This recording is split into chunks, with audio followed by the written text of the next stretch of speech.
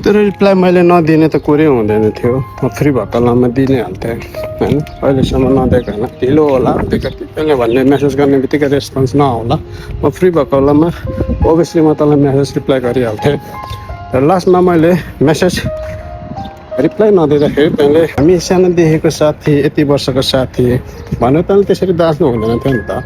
यसको वास्ते, हाम्रो दोस्तीको वास्ते साथी पैसा तँलाई किन चाहिएको भन्दाखेरि रिजन के हो भन्दाखेरि मलाई होली मनाउनु छ, पैसा छैन यो।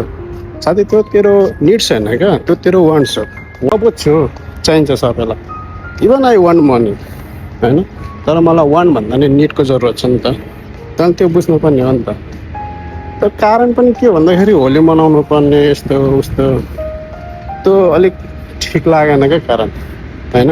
तँलाई निड भएको भए मैले विचार गर्थेँ होला, आई क्यान कन्सिडर द्याट। पैसाले गर्दाखेरि एक घरभित्र बाउ छोराको सम्बन्ध नराम्रो हुन्छ भने त हामी त अब साथी, त्यो पनि जायज कुरा हो होइन। मैले पनि नर्मली लिएँ, that's not necessary for you at all. मैले हेर्नु पऱ्यो भने मैले हाम्रो अब महान चाड दसैँ तिहार नमनाएको वर्षौ भयो क्या साथी होइन। नमिलेर हो, नजुरेर हो, मैले नचाहेर त होइन, नमिलेको र मलाई त्यो नेसेसरी पनि छैन नि त होइन। हामीले मनाउनु पर्ने हो तर नेसेसरी छैन नि त, मैले मनाउनु पाएको छैन। अनि तैँले एउटा होली मनाउनु नपाउँदाखेरि या त होली मनाउनुलाई त्यो हाम्रो मित्रताको सम्बन्ध त बिचमा ल्याउने कुरा भएन नि त। त्यहाँ मलाई अलिकति चित्त दुख्यो क्या साथी।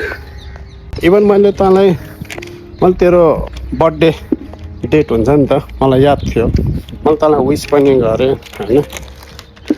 अब हामी बारम्बार अब हुन्छ नि त कन्टिन्युसली या त बोलिराख्नुपर्छ भन्ने छैन, सम्बन्ध छँदैछ साथीको होइन।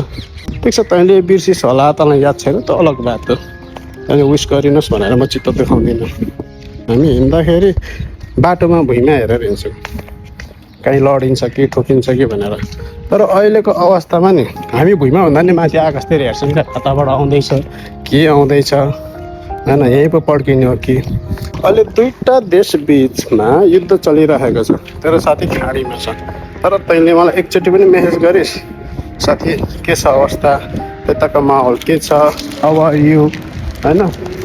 मैले पोस्ट नगर्नु अब यो वारको बारेमा मलाई यति बार थाहा पनि छैन, रिजन के हो मलाई त्यो पनि थाहा छैन कि एक्ज्याक्टली के रिजनले भइरहेको छ होइन। मलाई त्योसँग सरकार पनि भएन, आइडन के होइन, बमहरू पड्किरहेछ। मैले नजताउनु अलग कुरो हो साथी होइन। डर त छ नि त मलाई पनि, ठिक छ, डर त सबैलाई हुन्छ नि त। गर्नु धेरै बाँकी छ होइन, केही कामहरू बनेको छैन, गरेको छुइनँ, गर्नु सकेको छुइनँ, अड्किरहेको छ होइन। तर तैँले एकचोटि हालखबरै मात्र सोधिदिएको थिइस् भने त के जान्थ्यो भने त साथी हो क्या न। तर अहिले हाम्रो मित्रतालाई बिचमा ल्याएस् क्या। पैसा भन्ने कुरो त हामी सबैलाई निड्स हो नि त होइन, चाहिन्छ, जरुरत छ। तर मैले चाहेर मात्र भएन। तर यत्रो हुँदा पनि युद्ध भइराख्दाखेरि पनि हामी ड्युटी गरिरहेछौँ।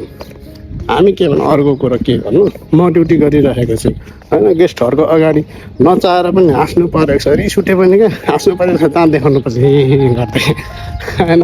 अनि त साथी चाहिँ त्यहाँ बसेर सिरकभित्र पल्टेर अनि भन्छ साथी पैसा पठाइदिएन। त्यो तेरो वान्ट्स हो क्या साथी, त्यो तेरो निड्स होइन। बी स्मार्ट क्या साथी, बी स्मार्ट विथ तेरो मनी ब्रो।